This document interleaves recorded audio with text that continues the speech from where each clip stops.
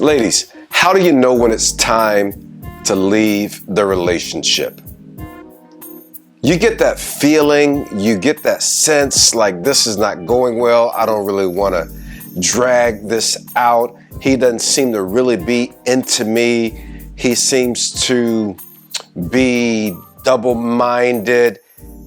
He's busy all the time, all those kind of things. Is it time for you to say sayonara, peace, deuces, love you, but don't want to be with you anymore? I want to give you some reasons in this video, or some indicators to help you see that it could be time for you to leave the relationship. Here's what I know as a man, as a father with 3 daughters, as a husband of 34 years, as somebody who has been around and worked with people in relationships for many, many years, for more than 30 years. Here's what I know is, if you allow a man to continue to just do it his way, and you become an appendage to his life, you are never going to have the relationship that you desire. In fact, most men don't wake up until the woman we thought would always be there decides that she's not going to be there. I was talking to a gentleman, a young man, about, a year ago or so, and I said, hey man, I noticed that you and your fiance are not moving forward to get married. He said, yeah, she broke it off. I said, I'm not surprised.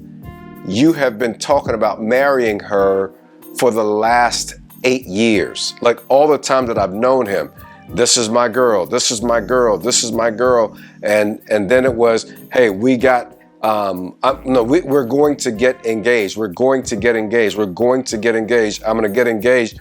I said, man, when are you going to stop dangling that girl along and marry her? And that young lady, that woman said, I'm done. I'm out. Can I tell you the look on his face for the next several months? In fact, I don't think he's been right since, because what he came to realize was that he'd been dangling this girl along for all these years, and she grew up and got tired of it and moved on. I would not be surprised if she has found somebody who loves her and who married her and treasured her. Okay, let me talk to you a little bit about how you know it's a dead-end relationship and when you should start looking for the exit ramp. All right, here's the first one. He sees you when it's convenient for him. He sees you when it's convenient for him, which means that you constantly have to adjust your life, your schedule. You're moving things around to accommodate his life constantly so that he can see you when it works for him.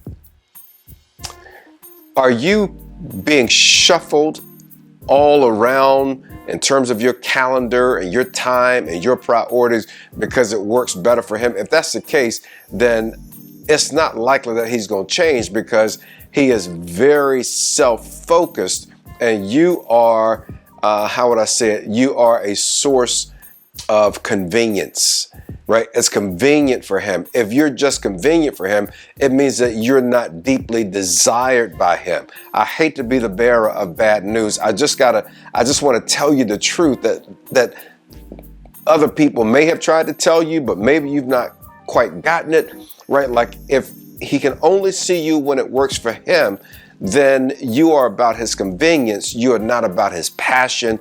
You're not first on his mind. You're not his greatest desire. He's not in pursuit of you. He has you on the side. And that's an indication that you're in a dead-end relationship. You're just his sex object. Y'all only get down when it's time to make love, when he wants to have sex. And you might want it too. I understand that, right? It's natural, it's desirable, but he's not committed to you in a married relationship, and you keep breaking off pieces of your soul, giving it away to him, to somebody who just keeps coming and going when it fits him, when it suits him. and you keep opening up the door, eventually what can happen is you can start to harden your own heart and say, this is just the way it is, and at least I'm getting mine too, and that's just how it is. Don't you think you're worth more? Why don't you think you're worth more? When are you going to decide that you're worth more? Oh God, who am I helping right here? When are you going to decide that you're worth more than that? He only sees you as, a sex partner. That works for him. You're like, well, maybe that works for you. Maybe that works for you. I don't recommend it, but I can't tell you what to do with your life.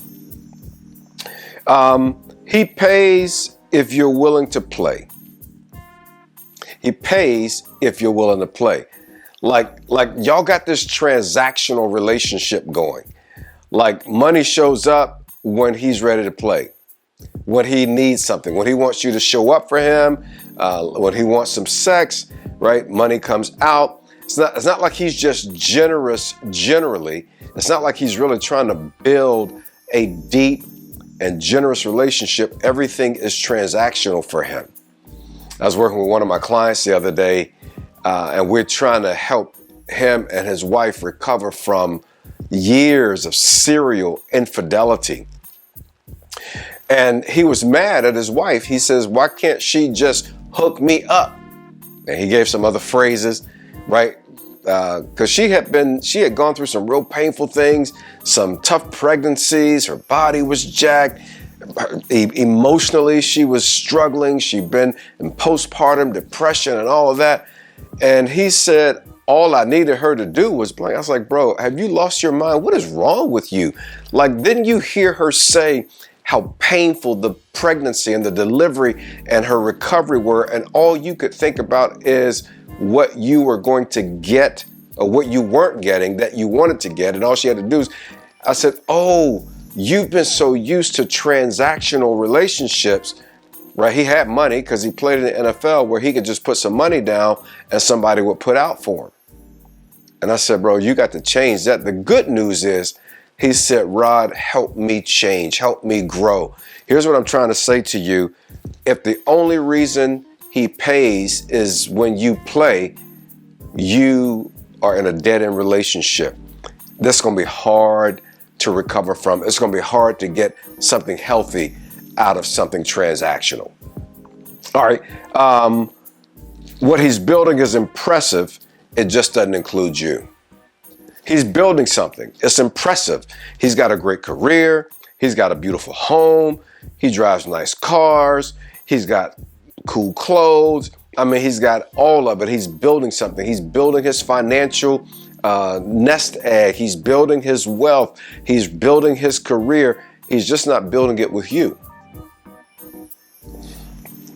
I better take a pause right there on that one. Did you get that? He's building it, but he's not building it with you. When a man really wants you, when he really wants to be with you, he dreams with you about what you can build together. See, this is why I love my wife, Sherry. Like I told y'all, we've been married for 34 years. We ain't have nothing when we got married. Matter of fact, I told her, I said, listen, baby, you may not want to marry me because I don't think I'll even ever own a house. Like, I grew up in the projects. I grew up poor. I grew up, my single mother was always trying to make ends meet for us, working 2 jobs, going to school. I was like, all I knew was apartment living. We probably just gonna live in apartments. You know what she said to me? She said, I will live with you under a table. I'll live with you under the table. Can you get that image? She's like, the space don't have to be big. I just want to be with you. We can build it together. And then let me just tell you, I could build something with somebody like that. Listen, and we have built, and it's been beautiful. And I have to remind her, baby, your table has been enlarged. Come on and help me talk, somebody. You want to be with somebody who wants to build something with you. Build it for the two of you. Build it for the future. Build it for the family. If he's just building something and you're not included in the dream, you're not included. And that's an indication that you're with a dude who can only think about himself. He's self-protecting. He's all about his own assets. and you may want to find the exit ramp soon. You're a secret. This is how you know it's time to go. You're a secret. Like, you don't know his friends. You don't know his family. You don't know any of his colleagues. He doesn't take you out to things. He just drops in on you every time y'all get together. It might be your friends, but it's not his friends. It might be your family, but it's not his family. Like, you're a secret. Like, he's kind of keeping you on the side as a secret. Why are you a secret? Why are you closeted? Why is it that you can't be around the rest of his friends and family and colleagues and all those things? When you're a secret, baby, you need to come on out of the closet and decide, I'm not going to be a secret because I'm worth so much more than that. Let me get myself together with somebody else who knows the prize and the gem that I am. Listen, I told y'all I got 3 daughters. I will never let my daughters be a secret to a dude or with a dude. Y'all tracking with me? How do you know it's time to go? His mama controls him. His mama controls him. Like, he don't know how to keep that thing in balance. He doesn't know how to keep it in check. His mama controls him. And so if his mama controls him and you're not married to him, guess what she's going to do when, if he ever marries you? If he ever marries you, her control game is going to go to the next level in all likelihood. If a guy is controlled by his mother, it means that he has not matured on the inside as a man emotionally. And so he will constantly feel this tug to always appease his mother. But the Bible says that a husband should leave his father and his mother and cleave to his wife. Now, if you're dating and he's doing that, I can only imagine what it's going to be like when you get married. It's not going to just all of a sudden change. And what I'm trying to tell you is, if you see control that his mother has over him, that's going to be a problem down the road. You might want to go ahead and move on. He's addicted. He's addicted. You want a dude who's addicted? Like, he can't stop gassing. Like, he's everywhere he goes, he's gassing. He got his weed. Maybe he's addicted to porn. Maybe he's addicted to gambling. I don't know what he's addicted to, but an addicted dude cannot deliver fully what you need in a relationship. He doesn't have the emotional capacity to really be there to help you grow, to help you develop, to help you become your best, to help you deliver excellently. If you are in a relationship with a dude who's addicted to anything, any substance, gambling, as I mentioned, to sex, to porn, let me tell you something, young lady. You are going to be in for the ride of your life. You will always be trying to get him off of something so that he can get better and move forward, and you can have a fruitful relationship. And I'm not down on dudes with addictions. I work with dudes who have addictions to all of these things. I'm just telling you, there are 3 things that will keep a man from growing a relationship: adultery, addiction, and abuse. When he's abusing you. We didn't talk about that. Let me throw that one in there. If he's abusing you. If he's abusing you, how he talks to you, how he handles you, how he gaslights you. If he's abusive to you, if he's putting his hands on you, girl, go. You're worth so much more. If he's abusive to you, you know you need to roll. You got to get out of there.